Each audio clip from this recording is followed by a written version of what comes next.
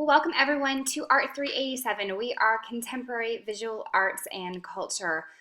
This is a class that I've been teaching for, going on 4 or 5 years now. It's a really good one. This is not an easy class, but it's a really fun class. And I'd like to tell you a little bit about myself before we get going here.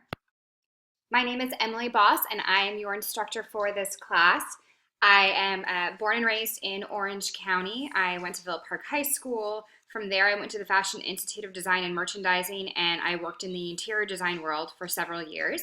In the midst of that, I decided to go back and get my bachelor's degree, and I pursued that in art history, which is, of course, what I am teaching now.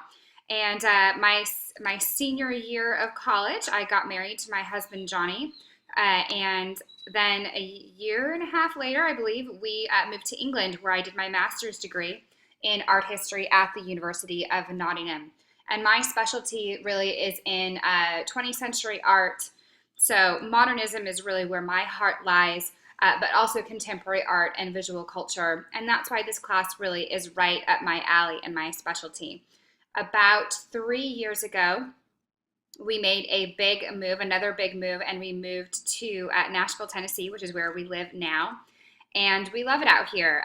We get 4 seasons, and we, there's a lot to do here. It's a really cool place to live, and we are also 2 hours ahead. So just keep that in mind when you're sending me emails and all of that good stuff. But I just wanted to introduce myself briefly. And I will be recording these video announcements every week, so we'll just go over everything that the class will be about.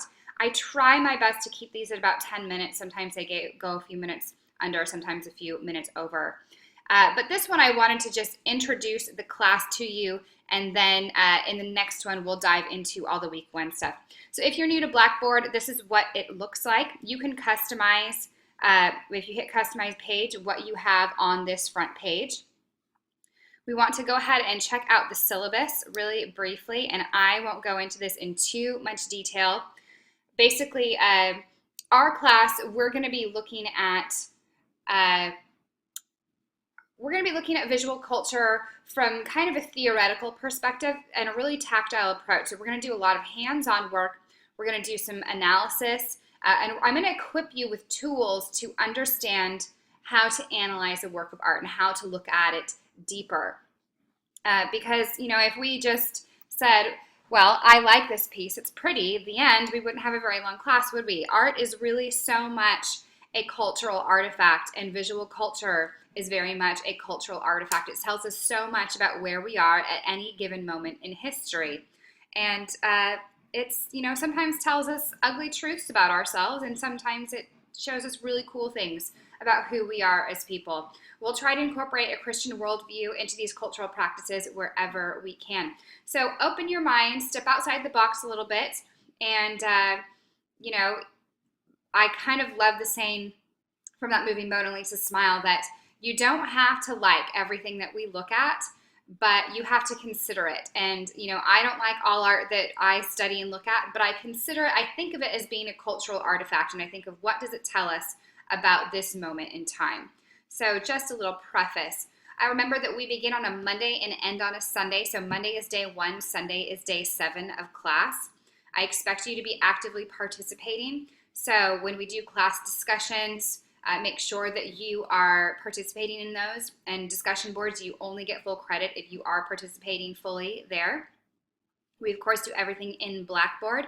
Here's my contact information. I still have an Orange County phone number, and this is my personal number. And again, since I am in Central Time, I'm 2 hours ahead of you, so please keep that in mind if you are contacting me via phone, that if it's 8 p.m. your time, it's 10 p.m. my time. Really the best way to get a hold of me is through my email, so eboss@calbaptist.edu. And I prefer this method of communication, to be honest, because it gives us both a record of our conversations, so it leaves less room for misinterpretation. If we're talking on the phone, which you're more than welcome to call me or text me, I think doing email, it kind of protects us both and makes sure that we're communicating in a way that both of us can kind of look back over that communication. So required texts and resources, hopefully you have your books already. This is not a class where you can get away without them. You will need them. So we have a text called Looking at Art, and this is also a text that I use in the art appreciation class. So it's a good introduction to art terminology. And because this class has no prereqs, that's really what we use it for, to kind of give you this basic understanding and knowledge of art vocabulary so that you can use that when you're writing. Then we have a text called Visual Culture. And this one is our challenging text, okay? But I want you to just go for it and engage with it. Ask me questions whenever you have them. But there's some really interesting ideas and some great tools in this text. And then towards the end of the class, actually for your capstone project, we're going to be reading one of the two essays present in a short book called Art in the Bible. And it's actually just a collection of two essays by Francis Schaeffer, who was a brilliant Christian theorist, and he wrote a lot about art. And then we're going to be reading one essay, and there's just a web link, so you don't need to go purchase anything here, by a postmodern theorist named Michel Foucault, and he had some very interesting ideas, and we're going to read all about heterotopias. So it's going to give you all your course goals, objectives, that good stuff. And then it's going to go over assignments in general. We'll have some journal entries, some discussion boards.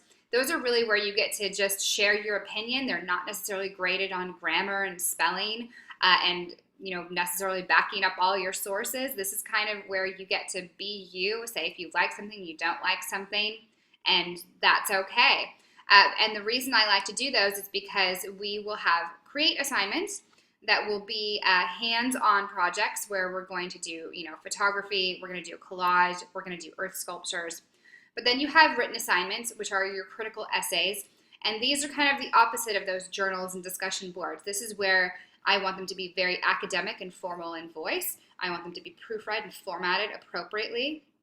And I want them to be based on research and analysis, not on opinion. So this is where we're kind of really pushing all the information that you're going to be learning in lecture and the text. Okay, your capstone project again is going to be, it's going to be case studies on this text, Art in the Bible.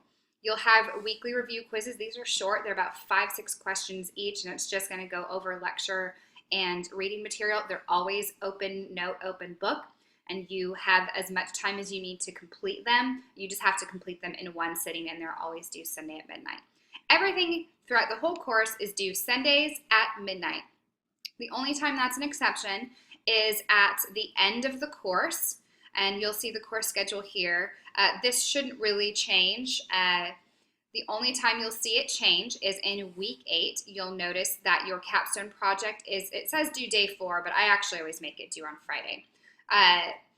So your capstone project, your final reflection, and your final quiz are all due Friday of that week. That gives me that weekend to get all of your work graded, because that Monday at 4 p.m. I submit your final grade. So it gives me time to actually get to read through those. And I make week 7 a lighter week because of this, because I want you to be working on your capstone project. Okay, this is going to talk about professionalism, how to format your papers. I give you links to the APA and MLA style guides. Personally, I prefer MLA because that's what we use in the humanities mostly, but if you're more comfortable with APA, that's fine, go for it, just as long as you stay consistent throughout the assignment. Regular effective contact. I do my very best to get back to you within 24 hours of when you've contacted me. Granted, I am human, and sometimes emails fall through the cracks. I get lots and lots of emails, and I do my best to get to all of them. If I do not get back to you within 24 hours, just send me a brief follow-up email and say, hey, I just been checking to make sure that you received my email or my call, whatever it might be. Don't, wait a week later and say, well, I never heard back from you, so I didn't know what to do. I'll say, hey, just send me that quick follow-up, and that way I can make sure that I'm not missing anything, because trust me, things get away from me sometimes. I'm a human.